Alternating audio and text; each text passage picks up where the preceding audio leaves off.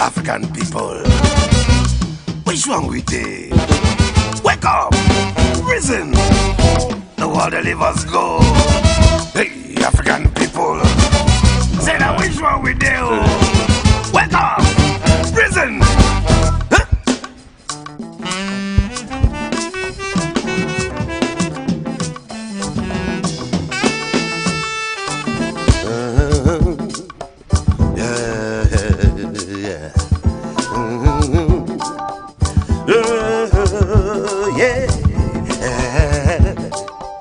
Yeah. So this is not the time for revolution. Yeah. This is not the time for revolution. All right, let me welcome everybody at this point. Happy Sunday to you all. Today, I'm here to do a special shout out, special birthday shout out to Omoyele Sowore, and all of you already know what I'm talking about here. So Omoyele Sowore, today is his birthday, and I'm here to do a quick birthday shout out to him. Sowore, as you all know, is one kind of out of the box guy, crazy guy if you like, and then a revolutionary, as some people will call him. Some guy that doesn't think within the box or within the sphere. Well, I did a special article for him some 2 3 years ago, and then the article, I think 2016 was the time. This is about 4 years now, 2020.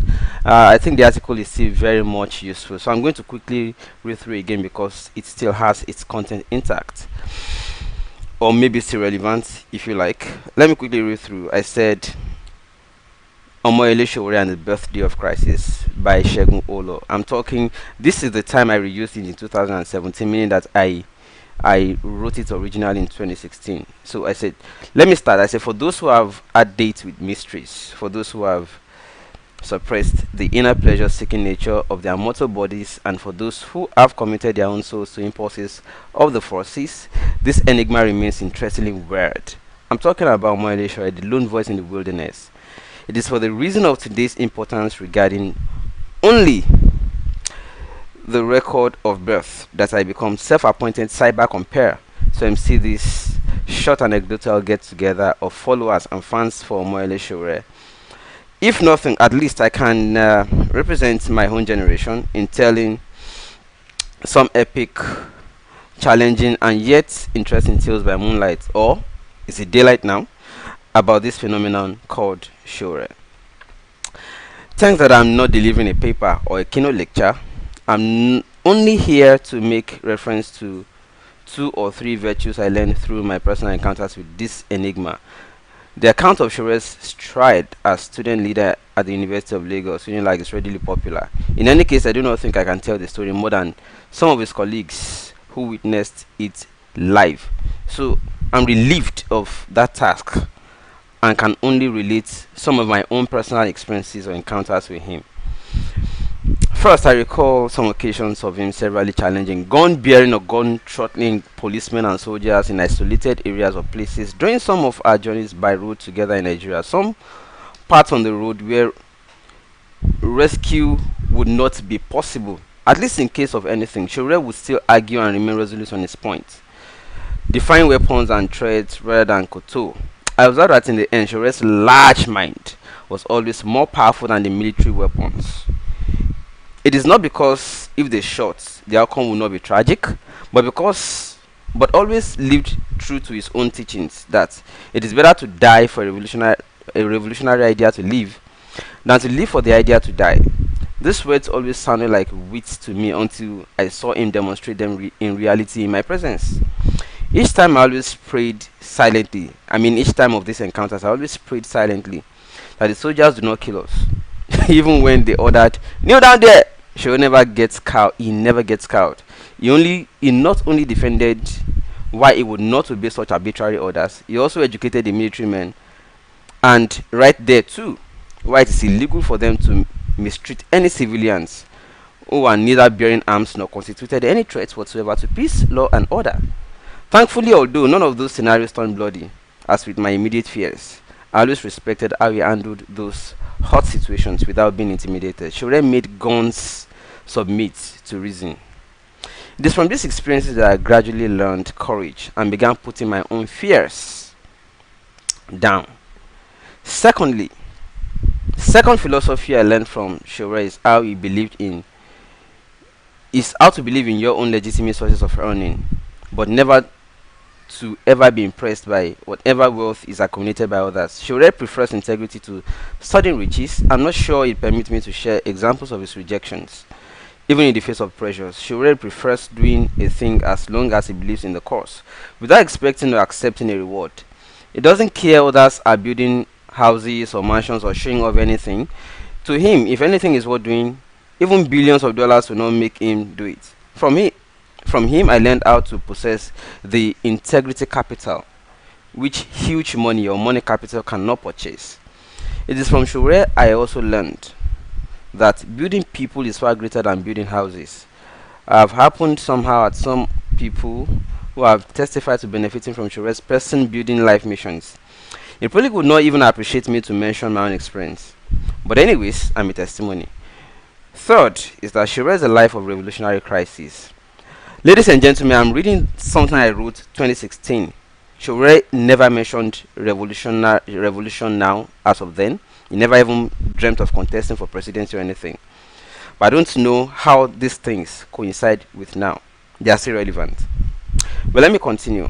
Let me contextualize crisis. Crisis refer here to deliberate non-conformity to bandwagon or pressures, but setting out to tweak, to offset, or change unpleasant status quo at personal sacrifices. It summarizes the struggle as the syndrome of complacency and or against submission to oppressive status quo. Though through his 45 years on earth, as of then 2016, Sowore was 45. Now he should be 49. That means in a year to this time, Sowore will be marking his golden jubilee. Sowore, as little as I know of him, is always in various crises, year in, year out, and always remain true to his life avowed mission of reforming the society and bringing it to total sanity. Sowore and some of the crises, I bring to you a summary of them. The crisis of building philosophical firmness as against acceptance of compromising lucres, the crisis of sacrificing personal pleasures or aggrandizement for collective virtues, the crisis of standing up to any risk, even when even everyone else would prefer to be left alone to enjoy peace, the crisis of standing alone in strong conviction while others are going to table or to bed with corruption, the crisis of taking the gauntlet and looking in the eyes of strong collective enemy who is being rather worshipped by others. Sowore will not be rattled or kowtowed. The crisis of speaking the daring truth, even at personal risks. The crisis of not doing as the crowd, but doing as his own conviction. The crisis of causing and propagating change-evoking substances until pretentious, fraudulent campus is overturned. The crisis of challenging oppressive powers when everyone else just wants to be friends with power. The crisis of pulling through for others when contemporaries are throwing self-serving parties. The crisis of not resolving for expensive fun on birthday because he's not so feeling fulfilled as yet, until the totally transformed Nigeria of his dream is completely realized. The crisis of not committing resources to building houses but to building people. One crisis after another. Gentlemen and ladies, Omoyele Sowore turns a year older, and in the midst of yet more crisis, the crisis that shaped my mind. Ladies and gentlemen, I present to you yet again Omoyele Sowore. Well, let me quickly rush through some of the things that we are about to do. I think again I should let you see why I said Sowore marks the day of crisis every time. Is that every time that we are about to celebrate or to remember Omoyele Sowore's birthday, you must always in one crisis or other. This video was, I think, 2017, if I remember very correctly. Sowore was being harassed at the time at Panti, and he was being invited. At the time, the commissioner of police in Lagos State was Fatai, if I remember very correctly. And then Lekon Fatodu, his old time or his strange friend, if you like, had accosted him on the road and dragged him to the police, claiming that Sowore blackmailed him and that he wanted. So this was at the Mansi police station. Funny enough, that day was his birthday. So Nigerians mobilized, communist activists mobilized to the Mansi at Yaba. So it turned out that Shure was he did not even remember it was his birthday because he was always doing one thing or the other, fighting one cause against the other. Shure, I've never met him before celebrating birthday this past week. I've never seen him anywhere celebrating or marking birthday. That's how funny he is. So, but every time it was his birthday, we always been in one crisis or the other. He's always like that's why I wrote that article in 2016. I did not even know in 2020 we will still be talking about the age of crisis. So this was at Planty. Shure think as if it took. Sorry about the audio confusion there. So this was 2016. I understand. 2017. I beg your pardon. At Panti, where Lekon Fatodu took him to station, and then they were having issues. Fatai Woshini was the commissioner of police at the time, and then he was alleging Shure to have blackmailed him, and Shure said, "Well, whatever the case, I'll submit myself. I've not blackmailed anybody. I was only doing my job. I don't have friends when it comes to corruption. I don't have fools. I'm just looking at a better and saner society." Well, whether Shure was right or his friend was right, it's not in my place at this time. But what I'm simply trying to do on this occasion is to do a special birthday shout out to Omoyele Shure. That every time it is his birthday, he was always in one crisis or the other. This is 2020. Fast forward, we are still talking about SSS. It is his birthday. Currently, he's being restricted. He's under city arrest, restricted to Abuja. I cannot leave Abuja at this time because he's standing trial for treasonable felony. It's always like that. I've never seen Shure somewhere before marking or celebrating birthday. It's always in one crisis or the other. At the time, it is his birthday. Ladies and gentlemen, today, Omoyele Shure decided that even though a special or surprise birthday was thrown for him in Abuja by comrades, he didn't even feel it. Guess what happened? I'm going to let you see that surely now. They threw a birthday party for him. Shure didn't even know that there was a birthday anywhere going on for him.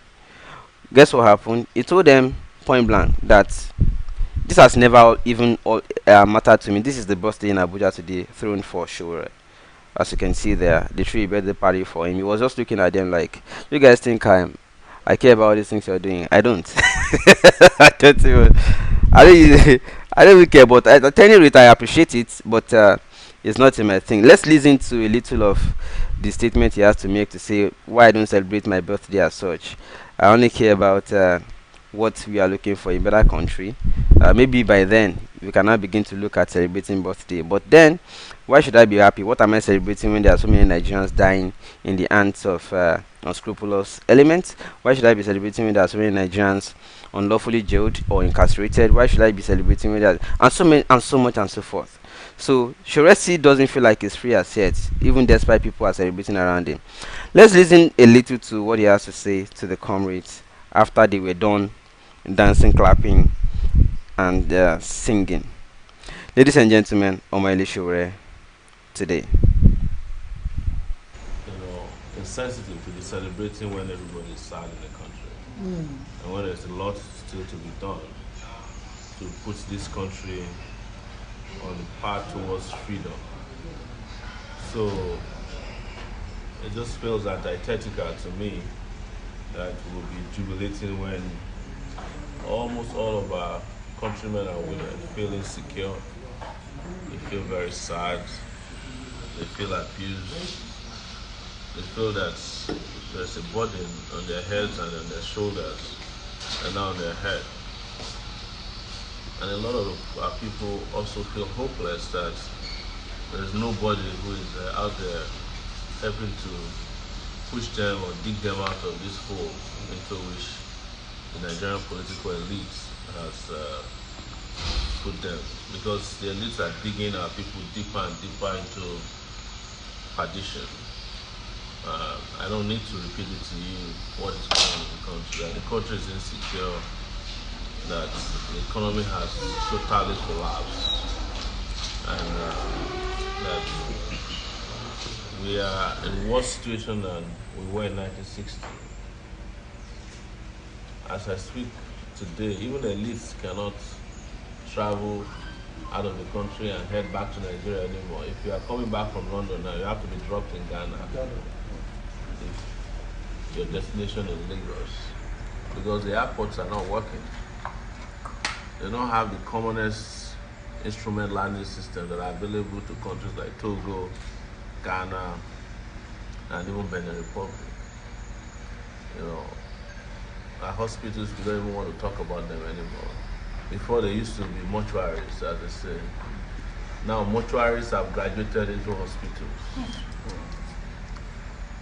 Our education system it's no longer can be referred to as educational institution anymore because we are now officially dishing out ignorance as a policy. So anybody with a degree today can be regarded as an ignorant person if you got it from a Nigerian university. So everything around us is crumbling, and I'm wondering, what are people doing about it? Are we just keep complaining? Uh, that's my dilemma. That's why I couldn't celebrate. And it has nothing to do with whatever they did to me in the last 5 months. I really felt that that was necessary so that people whose eyes were hazy can see clearly. But there's something I think is very important about this year. Maybe if you look at it scientifically, this is the year 2020, and it's, in my view, the year of visionaries. Because the best vision in the world is Vision 2020. So if you don't get it in 2020, forget it. It will be crooked. So in any other year. So let's just dedicate the cake to our friends at the DSS. I wish we could go to their headquarters today and give them because they need the cake more than we do.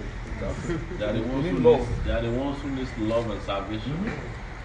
Not us. We don't need cake because when we were there, they were hungry too. They were suffering. But because the idea of national security has been turned into private security. So national security outfits turned itself into a private security outfit, protecting the president and his colleagues as coterie of bootlickers, his daughters who are photographers, and their sons and their cabal. Alright, ladies and gentlemen, what I'm simply trying to do here is to quickly let you see or have a sneak peek into Shore's mind and why he chooses not to have any ceremony at this time. But let's quickly go also into. I made a call to his mother this morning. I had a brief chat with him, and I called his mother. I said it looks like there's something special about people who are February born. I'm a February born myself. My own birthday is 22nd of February. So and I began to study into. It looks like a lot of great people are either like lefty people who use left hand to write, or they are born in February. Either of these two. I'm not trying to say your own month of love or of birth is inferior. No, that's not the point. But I'm simply saying that it looks like there's something also more special about people who are born in February. Sure, is born in February. I'm born in February. A lot more people I also know are great are born in February. We might need to begin to provoke some kind of research into February born. Something special about people like this. So I called the mother to say, okay, aside from month of birth, might there be also some kind of specialty about who midwifed somebody? Okay, I called the mother to ask, hey Joe, am I binu? Ta ló gbẹ̀bí Sowore?" The mother said, my mom. I said, what was her duty? What was her job? She said, okay, she's just a midwife. She just does that. Okay, fine, okay, fine. I just wanted to know whether the place of birth, the month of birth, and who midwife to you when you were being delivered had any influence or impact on what you become in life, whether you end up as a conformist or a reformist or something else altogether. So the mother just said, no, it's just my mom, my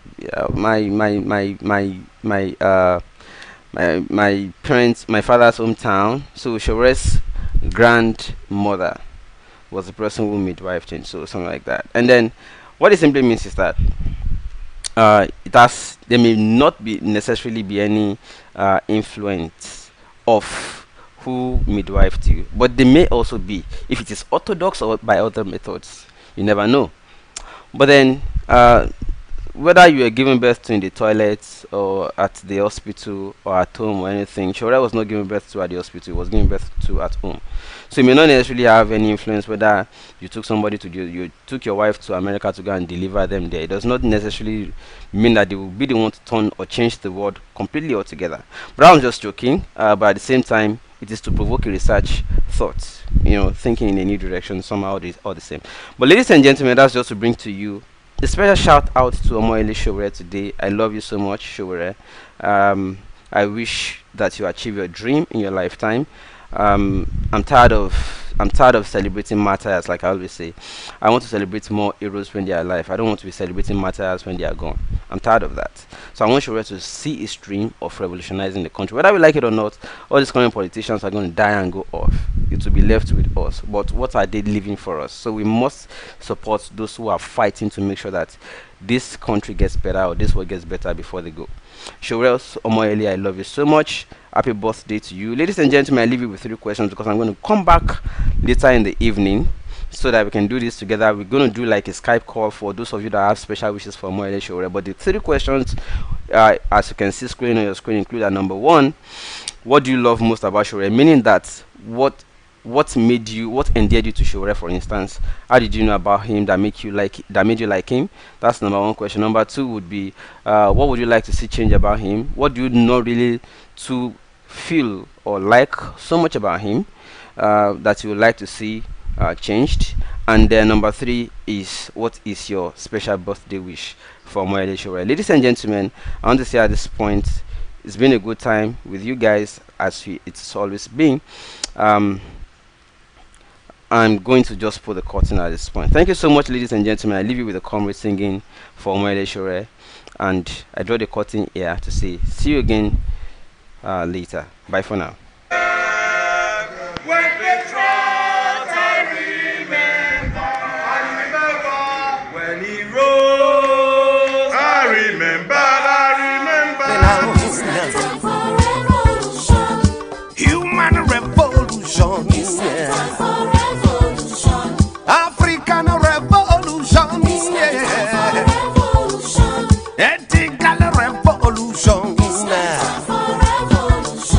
Economic revolution, yeah. Cultural revolution, yeah. Everybody, jebu jebu jebu, jebu jebu, oh, jebu jebu jebu jebu, jebu jebu.